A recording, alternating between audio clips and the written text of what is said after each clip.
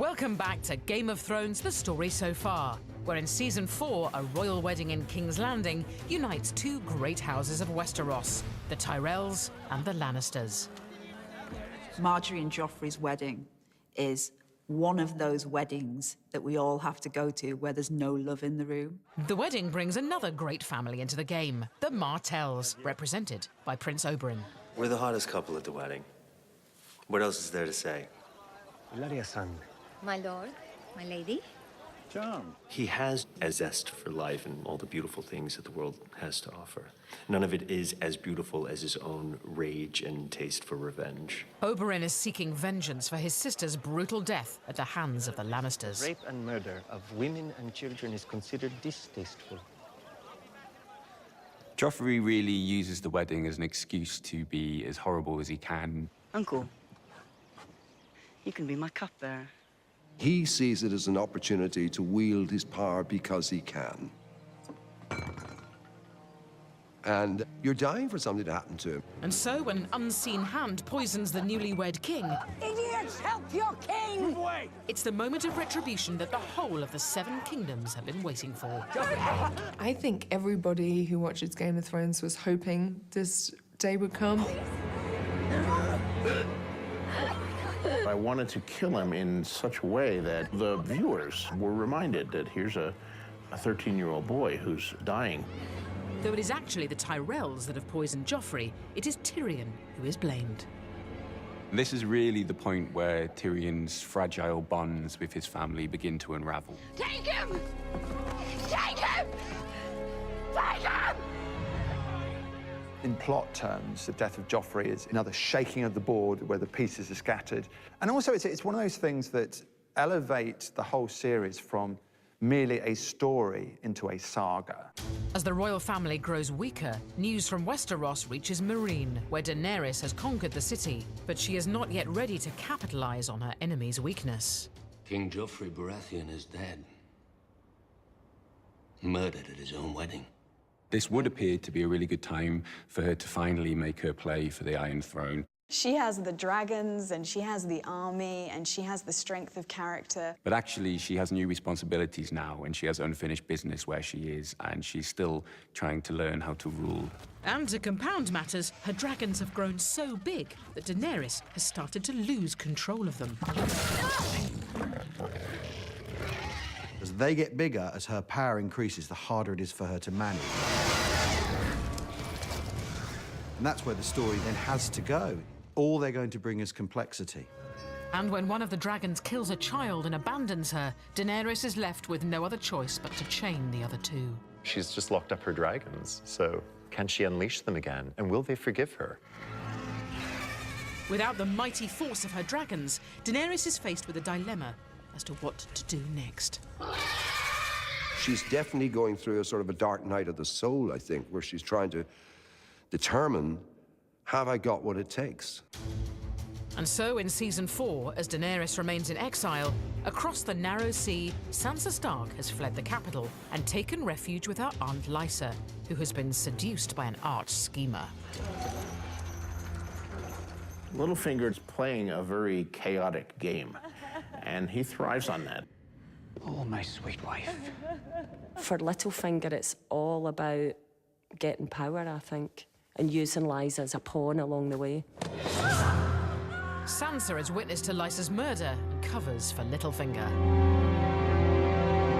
Sansa's one of these poor characters who's been mistreated all through the series. She's seen a lot of horrible, horrible things happen, and she's never been able to take control, and this is the first time that actually she's got nothing else to lose. When Sansa lied to protect Littlefinger, I cheered. I thought, thank God, girl.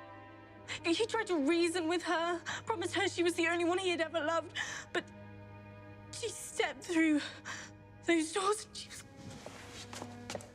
What you discover is that she's been learning this entire time. She's been listening, she's been watching. She's been taking Littlefinger's lessons to heart. So, from one Stark protege to another, Sansa's sister Arya is still the Hound's hostage, but they're now on an equal footing. Who would pass the bloody gate?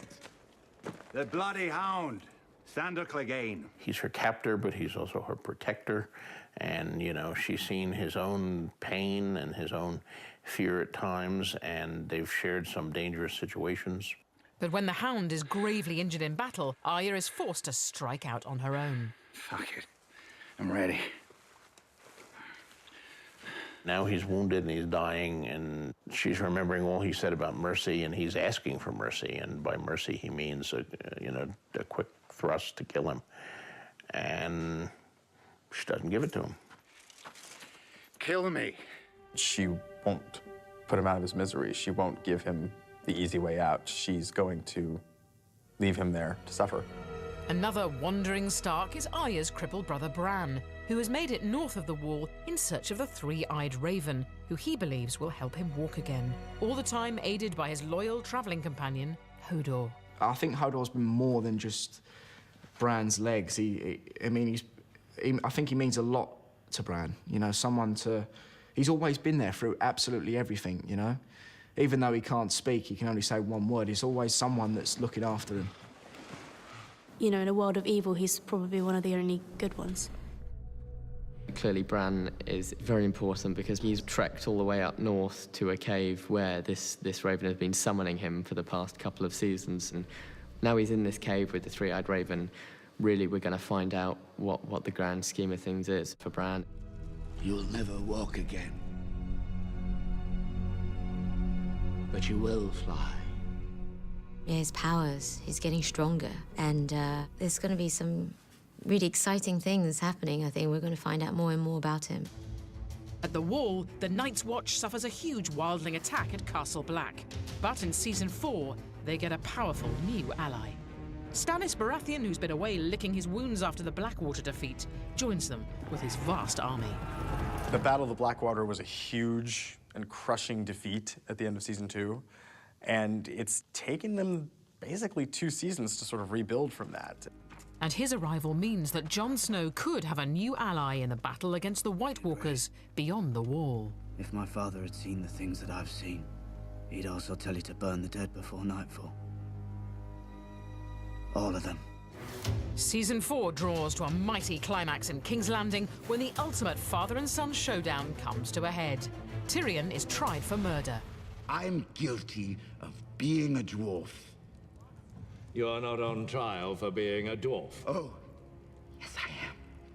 I've been on trial for that my entire life. He's put on trial for a murder he doesn't commit. His father deserts him and betrays him. I demand a trial by combat. I mean, trial by combat, you can get someone to fight for your honour, so whether you're wrong or not, as long as they win the fight, that's what matters. He names Oberyn Martell as his champion. The one thing that he's ever lived for is to avenge his sister's death. And he knows that now that the opportunity is presenting itself, there is no question that he will get what he wants. You killed her children! And he does get what he wants by forcing a confession out of him. It's not exactly how he expected it. I killed her children. He still technically got what he wanted, you know? Then I raped her.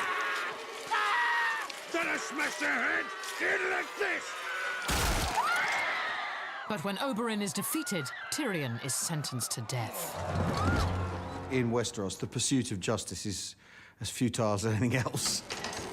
Oh, get on with it, you son of a whore. Is that any way to speak about her mother?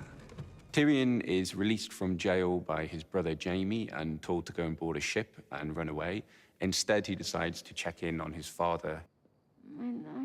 But it's his former lover, Shae, that he discovers in Tywin's bed. Tyrion then kills Shae in a sort of fit of jealousy and then takes a crossbow and goes to find his father. Tyrion, put down the crossbow. It's so tightly wound, this scene. This is someone who spent his whole life trying to win his approbation. As much as he hated him, he really wanted that, you know. Obviously, that's never going to happen now because he put a crossbow bolt in his groin.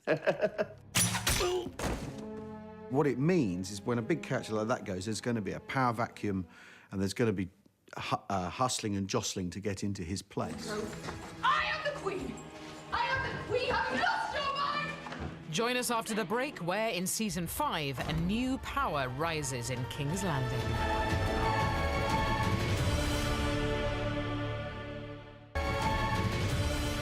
Welcome back to the story so far, where in Season 5, a royal wedding unsettles Cersei.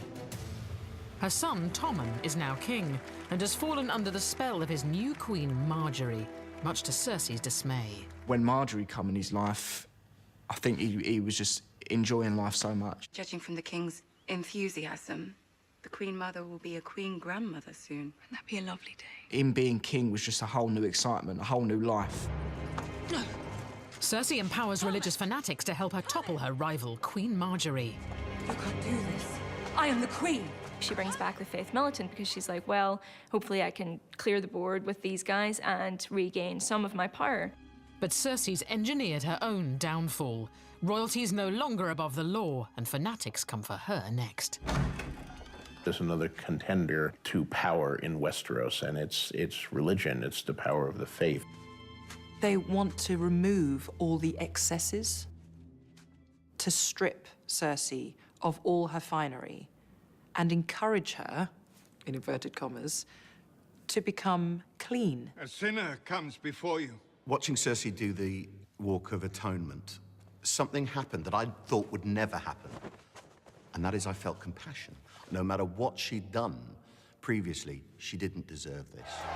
And so Season 5 sees her left naked before her subjects to atone for her infidelities. The walk of shame was tough, was very, very tough for her. Very, very few women could have done what she did, complete that walk. And you see her trying to maintain this regal presence, but she can't. Stripped down to her, literally, physically, and emotionally and psychologically stripped down to her most vulnerable, and then swept up into the arms of the beast that she invited into the world. The strange creation that is her new knight. It's just a brilliant twist. Also getting a new ally in Season 5 is Daenerys, in the form of Tyrion. After killing his father, he's fled across the Narrow Sea, a fugitive on the run. He was a Lannister, and he had all the money in the world. And a noble name and a big bag of gold can buy you a lot. All that's gone now. He's totally at the mercy of the people he's traveling with. Who are you? And then the unthinkable happens. I am the gift. He is captured and handed over to his family's greatest enemy, the Targaryen Queen-in-Waiting, Daenerys. My name is Tyrion Lannister. And between them, they are an extraordinary force. Protect your queen! She appoints him as her political advisor, but when a civil rebellion begins, Tyrion gets to witness Daenerys transform into a true Targaryen. The symbol of the Targaryens coming to claim their power is on the back of a dragon, because, I mean, there's not much you can do when you're standing on the ground and a dragon's coming at you. She's had the dragons now for quite a long time, but her actually becoming a dragon rider, that's her claiming her birthright more than I think anything else we've seen her do, because that is how the Targaryens wielded their power. Everybody painted that picture of Daenerys flying her dragon. It never really happened. And they've waited so many years to see that, and she finally does, and she does it in a wicked way where she's escaping death. Daenerys, she's got the greatest name ever. Stormborn, mother of dragons, Daenerys Stormborn Targaryen. I love that name. She's got these dragons as backup. And then she's got Tyrion, who knows King's Landing, who knows the political side of things, and he's been through battles as well. Yet as Season 5 ends, Daenerys' dragon delivers her to an uncertain fate. The last thing we see of Daenerys Season 5, she's surrounded by Dothraki, back where she bloody started.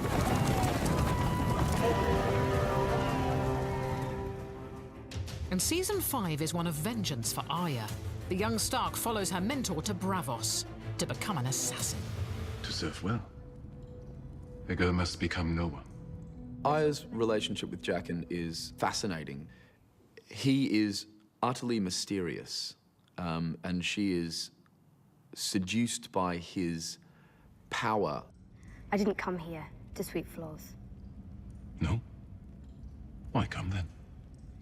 You said I could be your apprentice. The power of death, the power to choose who dies.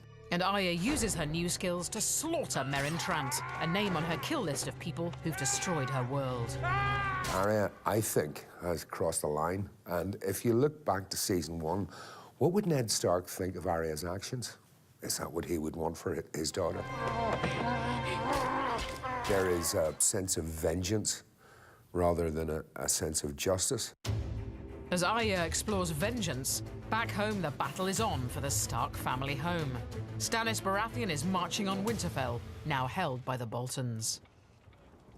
But sometimes sacrifices must be made to ensure victory. He's going after something, and it's increasingly futile. In a desperate move, Stannis follows the advice of the Red Priestess, who promises him victory if he makes an unspeakable offering to the Lord of Light. She managed to convince him to burn his own daughter. That's one of the most chilling scenes, I think, of season 5.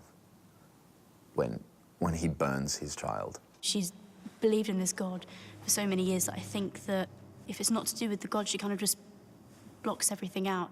And I think that's what happened, is she blocked out the fact that she was going to be sacrificing a child. She was sacrificing the king's blood. Melisandre really thought that Stannis would be the one, and, you know, she's put a lot of her heart and soul and everything else into helping him. But it proves to be his undoing. His men desert him, and Melisandre, realizing all is lost, flees to Castle Black, Your Grace? leaving Stannis to advance to Winterfell on his own. Speak up. Can't be worse than mutiny. He's had a rough old time, Stannis, hasn't he? Because really, he should be the king from after Robert Baratheon dies. Every battle he loses, he becomes further and further involved with this kind of fantasy. And awaiting Stannis at Winterfell are the Boltons, who try to cement their position in the north with a tactical marriage to Sansa Stark. Orchestrated by master manipulator Peter Baelish. She shouldn't trust Littlefinger. I mean, why are you going to trust Littlefinger? I mean, jeez. He is the dodgy car salesman in Game of Thrones. Offers you everything and gives you nothing. May I introduce my son, Ramsay Bolton? Now that the Boltons have kind of established themselves at Winterfell, bringing in a Stark will really solidify their position in the north. But it's a huge miscalculation that traps her in another brutal relationship.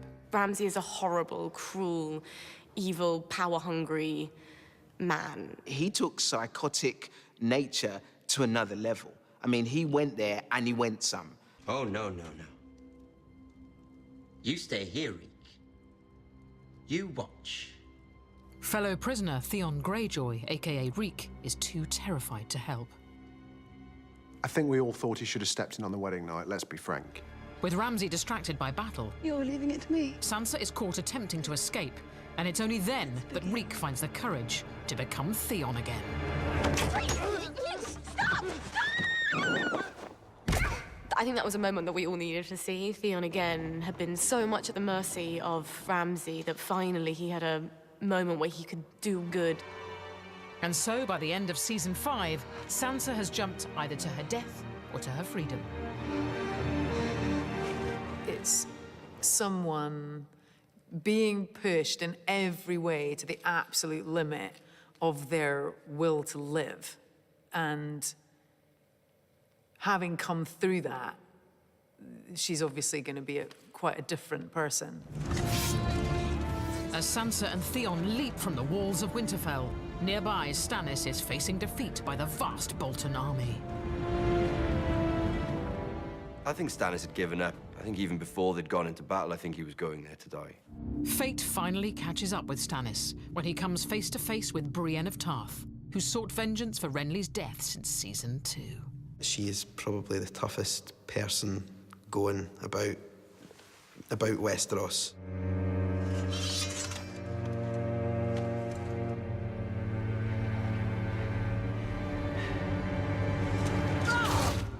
But as Stannis bows out, Jon Snow comes up against a greater foe when he ventures to Hardhome to make peace with the wildlings. This alliance is sacrilege, But when the White Walkers launch a full attack, Jon sees his hunch is right. All humans must unite to fight them. What's so great about the whole White Walker mythology is the way it has been building throughout the series. Who knows what they want? They would bring death and destruction to absolutely everything. Up until this point, they've been semi-mythical characters. It's been the White Walkers in those cold lands that no one ever goes to. And here they are in front of the heroes, and they're very real. And it's a very real danger. I don't think the White Walkers are afraid of anything. I think fear is just not in their vocabulary. And then Jon and the viewers see the Night's King reveal that he has a greater power. He can raise and recruit the dead. It's a challenge to Jon, and look what I can do. Forget all the other battles that are going on. You know, battles for castles and kingship. You know, he's got to focus his army. But on Jon's return to Castle Black, in the final minutes of Season 5, viewers witness the cruelest blow of all in a gut-churning finale. When I saw the cross with traitor written on it, I thought, oh, no, they're not going to kill him. And then they did. For the Watch. You root for him. But the great thing about Game of Thrones is your heroes can die at any second.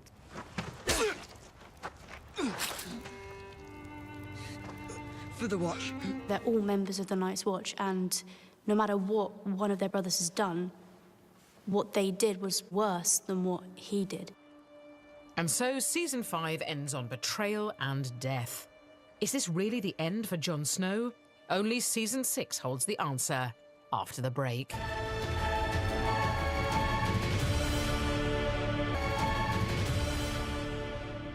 Welcome back to The Story So Far, where Season 6 begins at the scene of a crime. Jon Snow lies slain at Castle Black, and all hopes are pinned on the Red Priestess and her magic to bring him back. Game of Thrones needs Jon Snow. We do. We need him to finish what he started. As viewers hope for Jon's resurrection, we learn that Melisandre harbours a great secret. The reveal of ancient Melisandre was definitely one of the most stunning surprises in Season 6 of Game of Thrones. It showed how much older she actually is and how much longer she's been believing in this god for. Then we see her use this power for Jon. She tries to bring him back, tries to resurrect him. It doesn't work. When the wolf started to sort of make some noise, that's when I thought, I think everyone thought Jon Snow's alive. And then it's just like that moment of just... Jon Snow has returned and all the Westeros rejoices. And after the miracle of Jon's rebirth comes a partial reunion of scattered Starks when Sansa arrives at Castle Black, and together they'll gather forces in a bid to retake the North. Sansa's become majestic, but she's also become savvy. She's lost that naivety. A monster has taken our home and our brother. We have to go back to Winterfell and save them both. She's a queen, really. In terms of being from a powerful family and being able to make decisions and tell other people to do stuff, I think she's going to tell other people to do stuff. And across the sea in Season 6, another young royal's in similar mood. Daenerys, who's been a hostage of the Dothraki, burns their leaders and converts the tribe. The huge Dothraki horde. We're going to finally get a lot of different power factions coming together in a very scary, explosive way. And she also gets a navy, forging an alliance with the Ironborn, who bring ships. But as great houses unite for war, beyond the wall we learn more about the deathly foe which threatens them all. While time training with a three-eyed raven, Bran Stark uncovers a great secret. White Walkers were created from the first men. The Children of Forest invented the White Walkers to help protect their own race. It was an innocent defense to do that, but clearly it has gone out of control. And when the White Walkers come for Bran, there are terrible casualties. Hodor is a goner. Hold the door! Completely pure act of protection. There was nothing, there was no greater goal to what he did other than protect Bran. Everyone has basically just given in order to give way for Bran. And there must be a reason, right? We know he's become the Three-Eyed Raven. But how is he going to use those powers? And as the Three-Eyed Raven, Bran resolves a great start secret when he sees Jon Snow's mother is Ned's sister, Lyanna. You understand what Ned has been going through the whole time? He made out that it was his son, his bastard son, but it was really his nephew. But it confirms Jon Snow is still half Stark, and in Season 6, he and Sansa march on their family seat of Winterfell to fight Ramsay Bolton, in what goes down in history as the Battle of the Bastards. Ramsay's now top dog, having murdered his father and newborn brother. Now, if you want to save You're going to die tomorrow, Lord Bolton. When you play the Game of Thrones, you either win or you die, you know, and she knows it's about winning now. She's had enough of all the rest. It's time to win. She offers her insight. You think he's going to fall into your trap? He won't. He's the one who lays traps. She's lived with this man for a long time, and she knows that he is cruel to the core. Sansa's words go unheeded. Ramsay baits Jon with his hostage, Rickon. Run to your brother. It shows a lot about how Ramsay's mind works. He's calculating, he's always thinking about the next move. You know, it's very interesting how Machiavellian he can be as well. Ramsay Bolton's like, yes, I've got you now, boy. Just in the middle of no man's land. That's what Game of Thrones does so brilliantly, is it's constantly pitting good moral forces against bad ones, and you don't just win because you're good. They were surrounded by the entire army. They were being driven into the mud. Ramsay should have won. He was much more conniving, much more cunning. And if it hadn't have been for Sansa coming in at the last minute, then he probably would have won. Now that Sansa has brought the cavalry, the Knights of the Vale, it's a done deal that the Starks are going home. This was probably their first major victory in 6 years.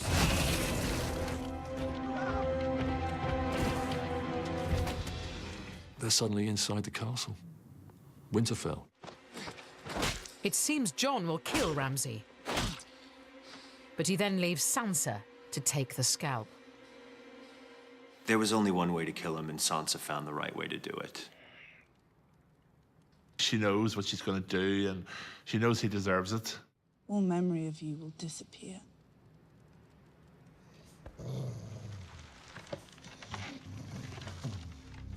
If you were face to face with your nemesis and you had the opportunity, you take it. She's hardcore. She has the makings of a Cersei. But it's Jon Snow who becomes king as the season ends, with the Starks controlling the north, and for now, Sansa is by his side. She's a character that will surprise people, because she's not what she seems. And neither is Sansa's sister, Arya. Blinded and stabbed in her training as a faceless man, she's now back in Westeros to deal with Walder Frey. She's gone on this mad journey. Arya comes in disguise, having chopped up Walder's sons. They weren't easy to carve. She wanted him to see who she was. The face comes off and there's a knife. The last thing you're ever going to see is a Stark smiling down at you as you die. She's been caught up in it so young that she's turning into this child soldier. Revenge is a dish best taken cold. I literally cannot wait now for her and Cersei to face off. In fact, Cersei elevates revenge to an art form in Season 6, as the Lannisters fight for their family's very survival. These royal lovers are united in grief after the Sand Snakes killed their daughter. The Lannisters are all about power. They're all about revenge. We're the only ones who matter, the only ones in this world. And everything they've taken from us, we're going to take back and more. It doesn't matter how long it takes, they will get you back. With Jaime sent away to fight revolt, Cersei is left alone to face judgment by the faith militant. We are told that Cersei is going to turn up for a trial, but we know perfectly well she's not going to. But it's now she plays a game-changing hand. She was always going to have a dastardly plan. The Mountain was sent by Cersei to hold Tommen in that room. There's something wrong. Marjorie knows what's up in an instant. The High Sept is packed with those who've wronged Cersei, the Tyrells, High Sparrow, and Faith Militant. The amazing thing about Game of Thrones is the spectacle is always incredible, and you never know it's coming.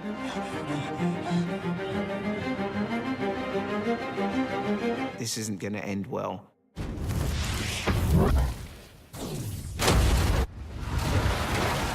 Cersei has, of course, unleashed wildfire. She's wiped out this fantastic building. She's destroyed all her enemies. That's what makes Cersei so brilliant. She's been to the absolute lowest place that you could possibly go, and she still comes out on top. In the moment where she gets her revenge on everyone else, she loses the only thing that she has left that matters to her. Knowing that his mum's the one that's pretty much murdered his wife. What has he got to live for? Tommen's death leaves the Iron Throne empty, so a new reign begins. A witch told her that she was cursed and that all of her children would die. It didn't stop her from loving her kids and trying to protect them at any cost. But she accepts very swiftly her fate. And so Jaime returns to a new world order, courtesy of his sister. She's devastated the Tyrells. Now the Lannisters are once more a force to be reckoned with. You've got Queen Cersei sitting on the Iron Throne. I think it's good to see her on the throne because it really has been her who's been pushing the men. And so she should be there, rightly or wrongly. As one queen takes the throne, another sets sail to challenge her for it.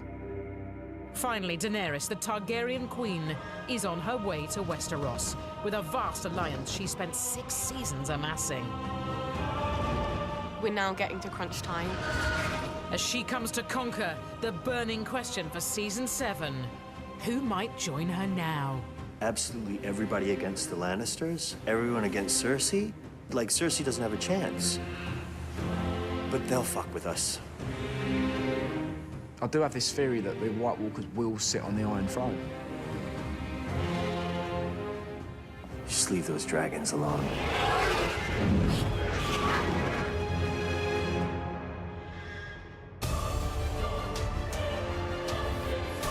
We asked Famke Janssen what it's like playing Scotty.